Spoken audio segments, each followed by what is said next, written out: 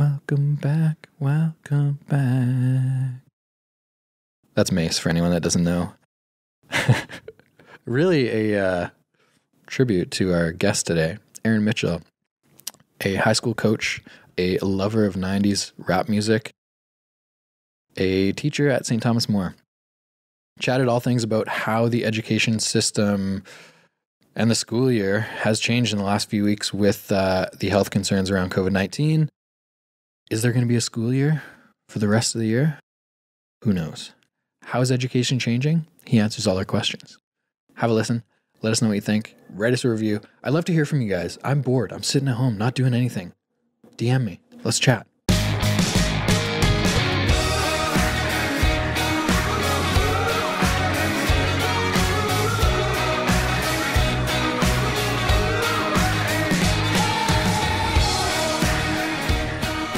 Aaron Mitchell, PE teacher extraordinaire, best high school basketball coach in BC provincial history. Slightly biased. What's going on, brother?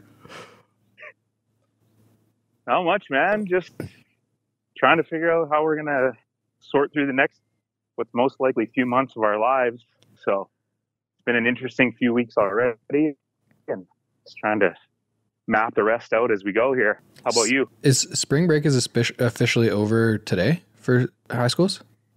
Yeah, technically we had 2 weeks. So technically in BC today would have been everyone's first day back. So obviously kids are not going back to school right now, but has there been much conversation around, like, will there be the rest of the school year? Will they shift stuff online? How's that going to look? Yeah. I think it really depends right now. There seems to be a bit of a gap between the public system and private. Obviously, we're an independent school, so we have a little bit of leeway in terms of what we can do. We are a little bit more in the driver's seat. I know my public school friends right now, I kind of just literally have been told to sit and wait at the phone and check your emails for updates as to what the plan is. So in terms of in British Columbia, I know other provinces have some different plans, but in BC, the public system is still trying to figure that out.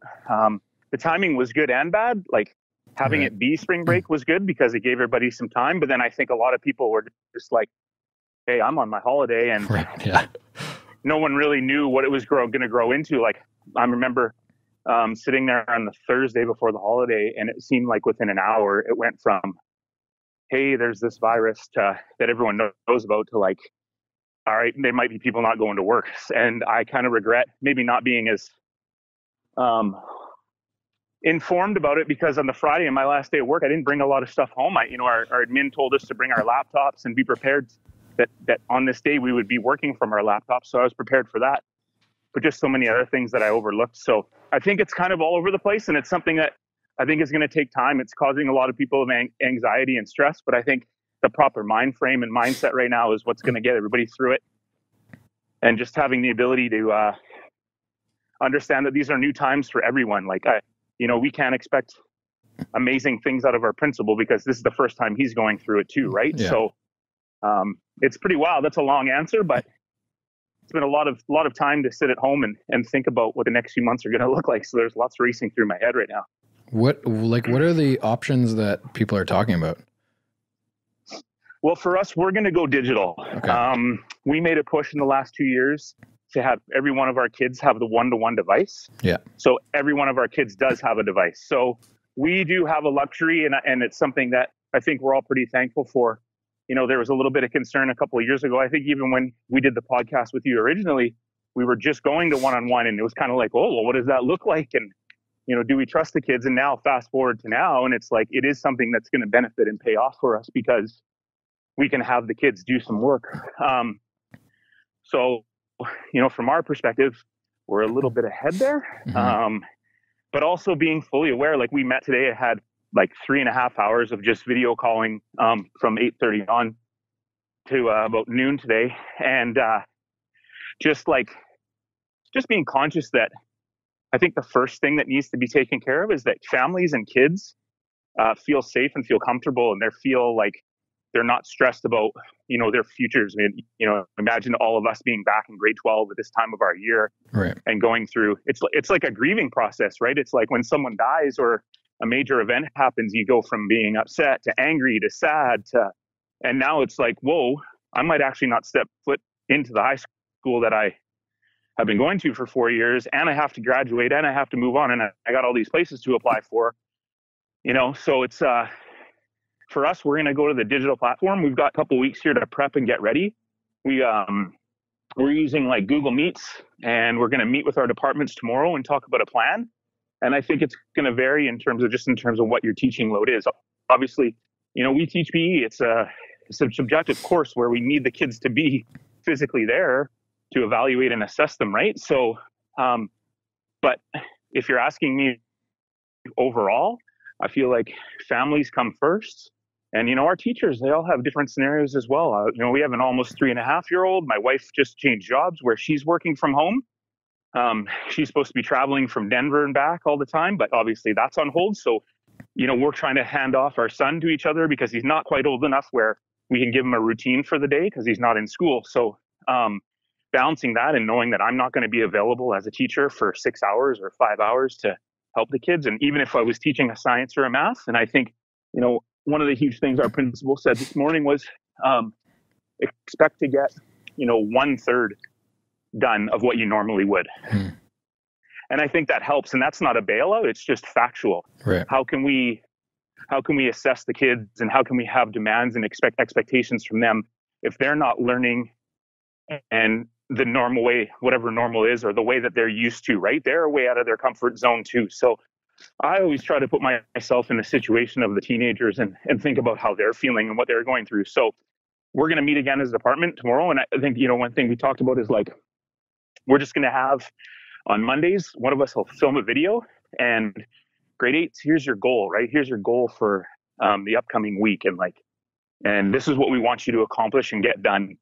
And look at it as like the musics and the arts and the PEs are the ones that maybe they can get away from it a little bit, right? So don't be on your device for 6 hours. Don't be worried about passing tests or whatever it looks like. Like, get some physical activity in. And like I was just talking to you guys, the one thing that has got me through the last 2 and a bit weeks is just doing a workout every day, right? So we're going to go forward with it. And it's obviously, we're building the plane as it flies is the analogy we're using, right? So we're literally putting the pieces together as the plane is in the air. And it's an interesting time for everyone. Obviously, you can hear the anxiousness in my voice as I ramble on with these answers, but yeah, I think just everybody needs to be able to have a great sense of humor, right? Be prepared to fail and understand that it's the kids that matter the most, which is essentially why we really got into this craft and this profession, right? Is to take care of the kids. So that should almost be something that's natural to us. Even just like consciously thinking about having a positive message anytime you're communicating with them, right? Like it sounds like from your department in physical education is more about being supportive and providing ideas of how they can be active in these next few weeks or months or whatever it is, however long it is. Yeah. Whereas like from a science or math or whatever perspective that is a little more reading, regurgitate kind of thing. Are those types of, are those teachers talking more about like doing live lessons online? I think everybody's going to have a combination of it all. So what we're going to do is every Monday going forward is going to look the exact same. Every Tuesday, Wednesday, Thursday, and Friday will all look the same. It'll be the same block rotation. Okay. They're only going to be hour blocks, and we're only going to go till 2:00. So, by the time you get online and get going, you've really got 45 minutes. So I know some teachers, if you're asking me, would I be lecturing? No, I wouldn't be, but that's just me.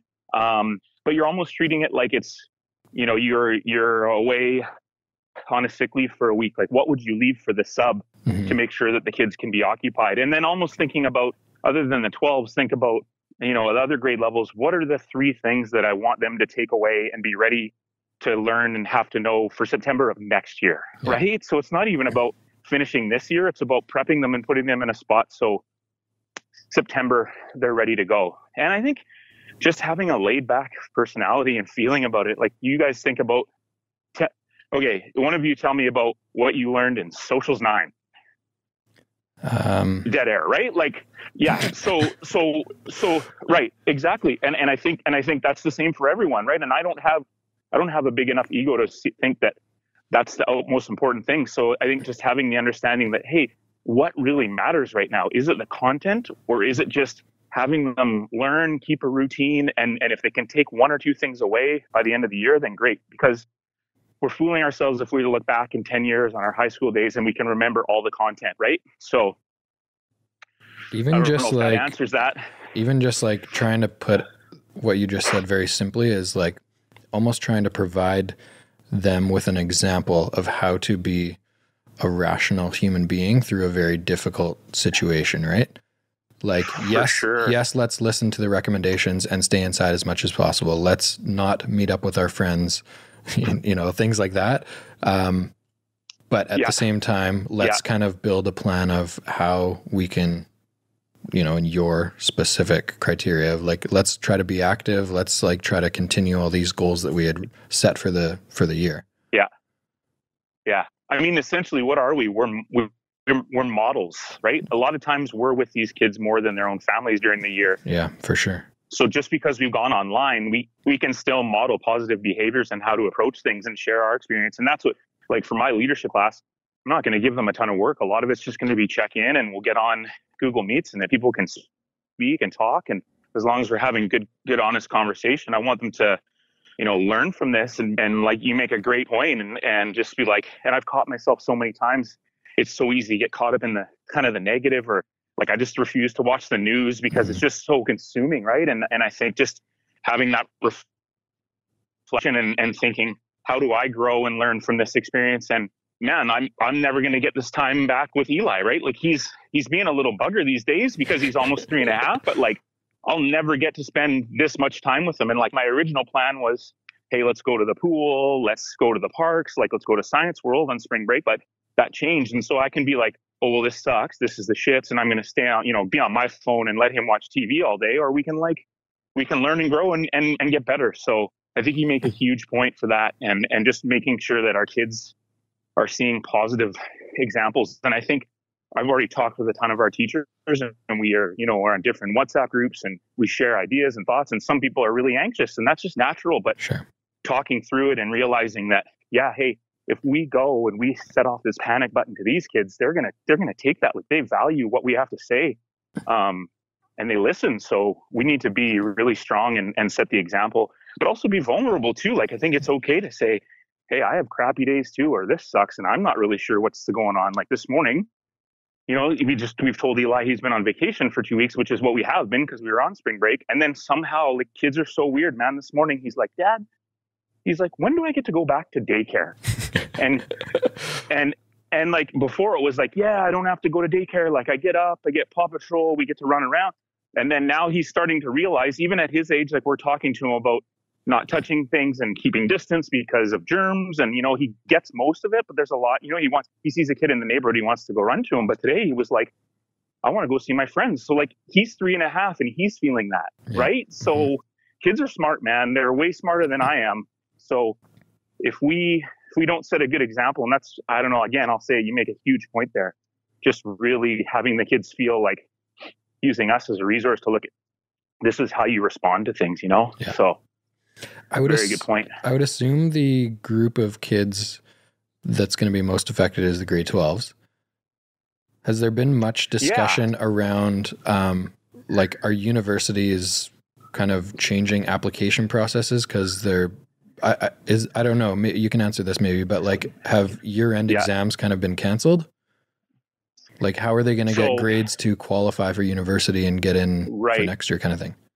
Yeah, I don't know if you remember when we did chat, like, so provincial exams are gone anyways, right? Okay. So it's up to teachers anyways. So all they have to do is they have to do a numeracy assessment, and they have to do a language assessment. So basically it's English and math is what the government is saying are kind of the most important, which makes the most sense, right? So it's up to teachers in the end anyways. It was last year, whether they wanted to give an in-class final or not, or how they wanted to go about it.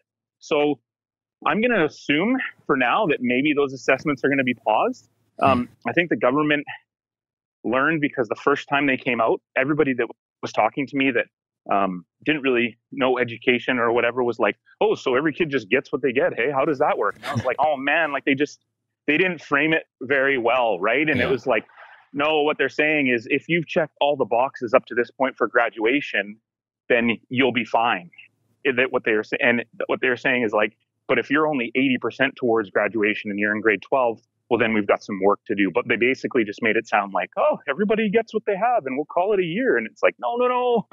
So actually, our principal said today that UBC, it sounds like, is just going with, they're not even concerned about letter grades at this point. So I think it's just going to be a matter of time for everyone else to catch up. Like, are universities back in session? Do you know? Are they? I don't know if colleges any. I don't know.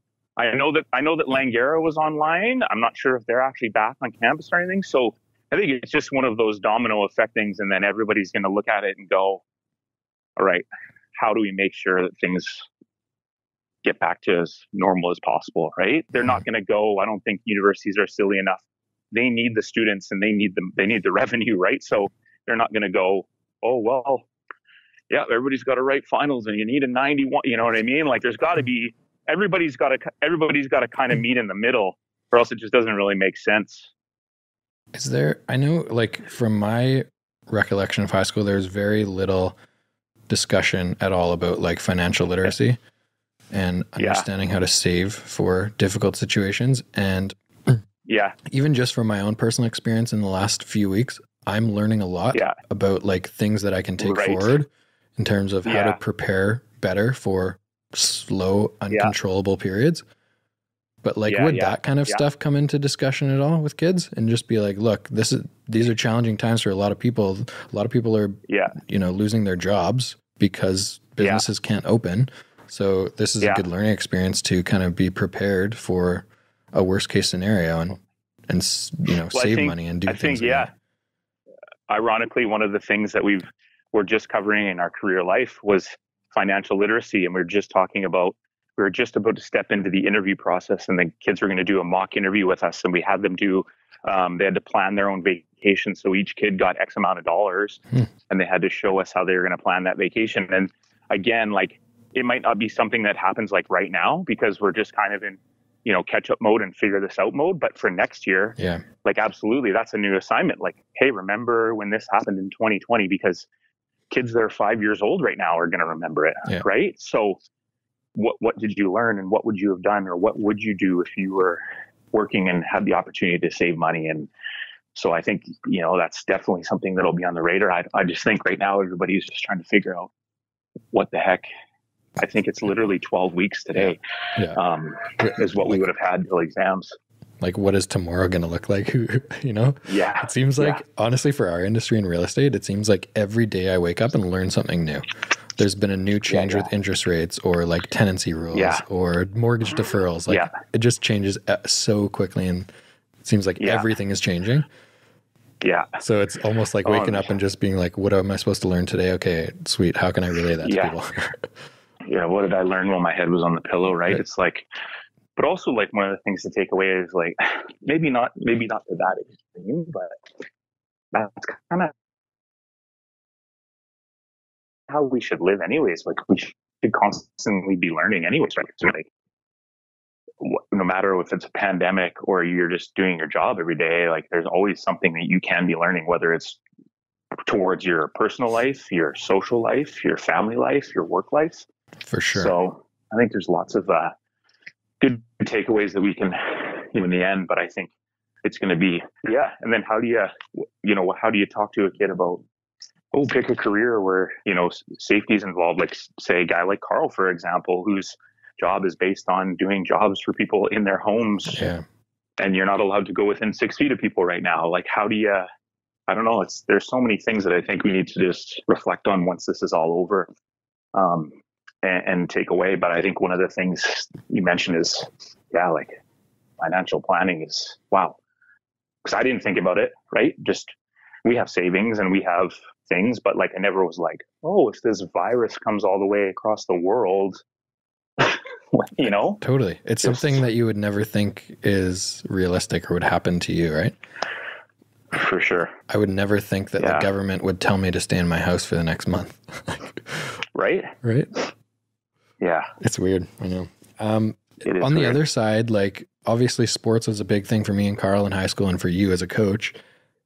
Yeah. Like the sports that I played in high school, their seasons are over now, so it's not really affecting those kids. But I think is like the female soccer season just starting? Yeah. Yeah. So like I couldn't even imagine not having a senior. Like if like if you were to tell me that our basketball season in grade 12 was canceled, I would have punched you. Yeah. Like I don't even know how I would have reacted. Yeah. Yeah, I know. And just like we're the defending provincial champions for girls soccer, right? Oh, Zabo really? was joking. Yeah, he was joking. He's like, well, we have the trophy, so we'll just put 2020 on it as well. Right? But yeah, like the seasons were just literally getting going for the spring semester, and they're done. And like I think about Cam and Reese Morris, right? Number 1 team in the country, and getting ready to go to nationals, and the nationals get canceled, right? Like that's Reese's senior year. It's literally his last year of eligibility, and he didn't even get to go to the nationals. So just lots of different scenarios. But I think once, even talking with those coaches and our coaches, like once you step back, everyone knows what the priority is, right? It's our health and our wellness. So, but still, you invest all that time and energy. Yeah, it would just been weird to have the season we did. We get super hot and then make the BCs, and then all of a sudden, boom, we don't get to go. Like what? So just again, it'd be challenging for a 16, 17-year-old kid to kind of have that perspective though, right? Well, the year that we went without a gym, because we were constructing our new gym, like those kids still talk about it. Like they still joke about it, right? Like, oh yeah, well, at least you didn't have the year with no gym. And it's like, oh, at least you didn't have the year where your whole last 3 months of high school were canceled, just be really, really hard for them to grasp for sure. Like I think at first probably it was like I say, that like a grieving thing, right? Just, yeah, sweet. Maybe we'll get an extra week or two. And I was like trying to tell the kids, like, you don't want an extra week or two, because either you're going to catch that time up or that means something bad is happening. Right. And they're like, but they're kids, like any time off school is good for them. And then probably sometimes towards the end of last week, like probably Wednesday, Thursday, Friday, it was like, whoa, all right. So this is really actually happening. And then, at those ages, it's a tough thing to cope with for sure. It's hard enough for us as adults, right? When all this major sports league started canceling, that's when I was like, okay, then maybe this is bigger than it seems, or than people are talking about. Yeah. The one thing I was hoping they would just leave, because it was March Madness. Well, that one makes sense because there's a lot of people close to each other and touching each other. So obviously that makes sense. But like golf, you're not within 6 feet of anyone except your caddy. And usually you're like hanging with your caddy 24/7 anyway. Just eliminate fans. Maybe bring the purses down a little bit. So instead of making $2 million for a win, they make $600K. Right. So that but the sponsors can still be there. We're just sitting at home anyway. The viewership is going to be way up. I know it's tough, man. It's weird. I just think optically, if one sport just kind of didn't do it, then they probably would have been like, what the heck, right? So, but I know obviously all of us that are addicts are just like, give us something. Like I have our old neighbor, and I was walking home the other day and he came out and he yelled at me, oh, we were talking. He's an old guy, and he just said, I found out he's a big Manchester United fan. He's like, Manchester United is showing their top 20 goals from each year from 1990 on. He's like, go check it out. I'm like, even this guy is dying for like some sort of sport or activity to be on TV, right? Yeah. So just so many things, I think, that hopefully, it's like when you do a review of something, or you do an audit, or you look at something and you learn and you reflect, but then a lot of times, a strategic plan, and then it kind of just dwindles away over time, right? Hopefully everything that we've learned through this and going forward, like people will still apply. Like I'm going to keep my faith in humanity and hope there, but I think a lot of people, their natural instinct is to just go back to being themselves and like not really learning from this. And hopefully we can just appreciate the next time the NBA finals are on, or when you're watching the Masters, or going to the grocery store and getting a loaf of bread and, whatever it is. Right. So it's just, crazy times, man. And I just, I don't want friends and family to be affected by it. And I think people just, just even as city as a whole, you watched how we acted the first kind of 10 days, and, a lot of people still kind of just not taking it serious. And it's interesting too, with Reagan being from Saskatchewan, we're talking with a lot of people there that are still very ho-hum about it as well, right? Like, really, because still? it hasn't, like it hasn't, some people are very serious, some not. Like, her mom was in Florida, and she had to basically like call her 3 times a day and say like, Mom, you need to change your plans, because also she's only getting American media, right? She's not getting Canadian content. So she's like, Mom, like, you've got like 9 days left to get home and land in Canada. And then I think it really hit her mom when she went to the airport and she laid over in, what was it? Her first flight had 5 people. Yeah. Atlanta, Minneapolis, 5 people on one flight and 4 on the other. And Atlanta is like, it's a major airport for transfers, right? And she said it was just absolutely dead. And I think she was like, whoa, like this is legit, right? And then the quarantine thing she was like, whoa. But I still think kind of that the middle of our country, I'm not so sure is, comes to the cases, right? Like, until people see the numbers, unfortunately they don't.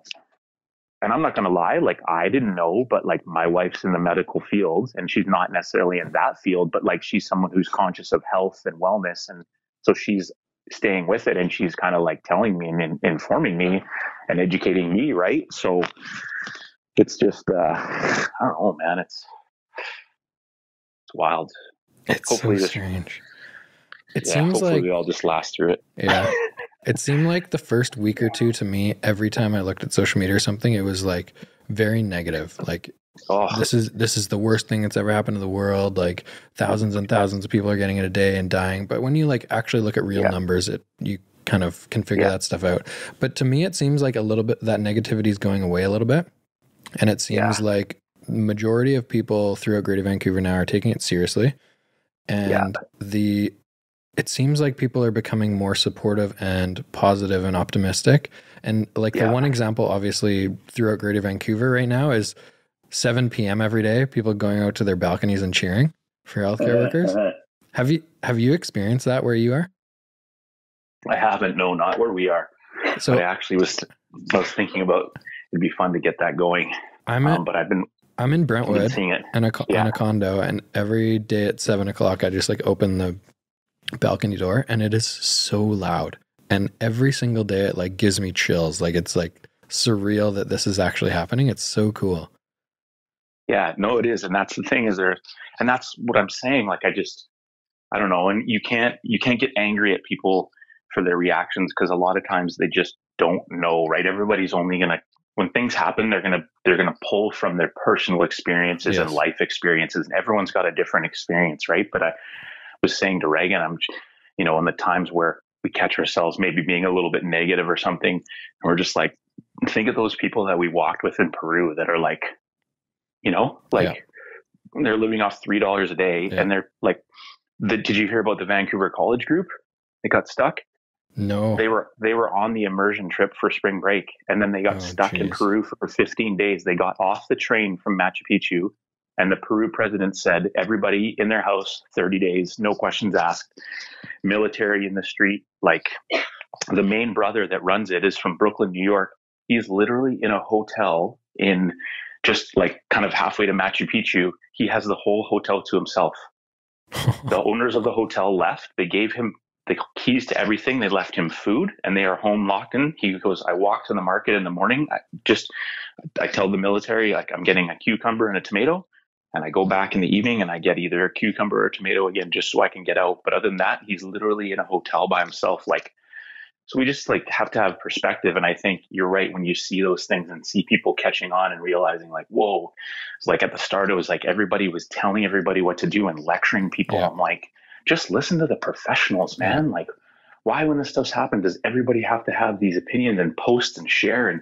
And do we even know if it's real factual information? Like, read and be knowledgeable and just listen to like what the people who are paid to do know. Like, that's like me, like, Carl's going to die, but that's like me just thinking I can go and build a house. Like, I don't have a freaking clue, right? Like, I'm just going to go on YouTube and go on Facebook and be like, any recommendations on how to redo my house? Like, no, there's someone who knows how to do that, or like selling a home. Like those are what those people are there for. And I think you're right, through time, but also when you look at people, maybe it was they just didn't want to believe it. So it's like, I'll just pretend like it's not there and I'll be angry about it. I'm going to lecture people. And then through time, they go through the grieving and they're like, whoa, you know what? We can make something positive out of this. And then maybe they have days where they're like worried about their grandma or grandpa. Like, I don't know. It's just, that has been one of the cool things. And I think we've noticed in our neighborhood, I don't know about you guys, but even I'll never forget the first day of spring break, this Saturday, I took Eli to the park and I ran into a couple other families and we were all talking, and the way we were feeling about it was kind of like, okay.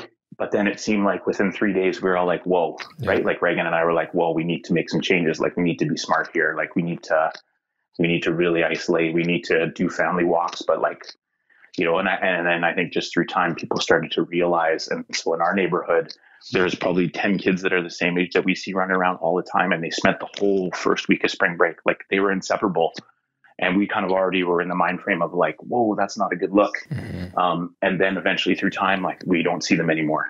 Right. So I think everybody's starting to realize, like, if I do my part, then we'll all be able to get through this, because selfishly, we all want to get back to our regular lives. Totally. So how does that happen? It's for us, like doing our own thing and doing what we're told. So do you think do you think people adjust social norms after this moving forward?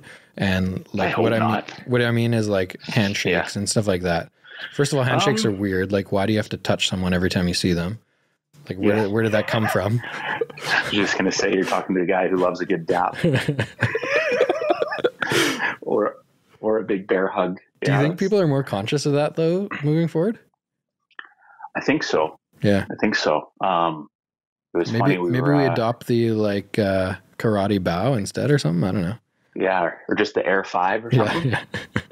But I mean, it's something to be at least thought about. Right. And hopefully the government after all of this does kind of remind us. Yeah. And maybe we'll see the visuals out, you know, in the public, and see, you know, the signs and the things like, remember social distancing, remember this, remember that, right? Like, I don't think it has to be as extreme as it is now, but obviously something wasn't working. And it's like, you know, I constantly think about at work. It's like, tell Reagan, like, okay, well, a third of our school is sick right now. Expect me to come home sick pretty soon here. You know, like that's just a small example of it. So yeah, I don't know.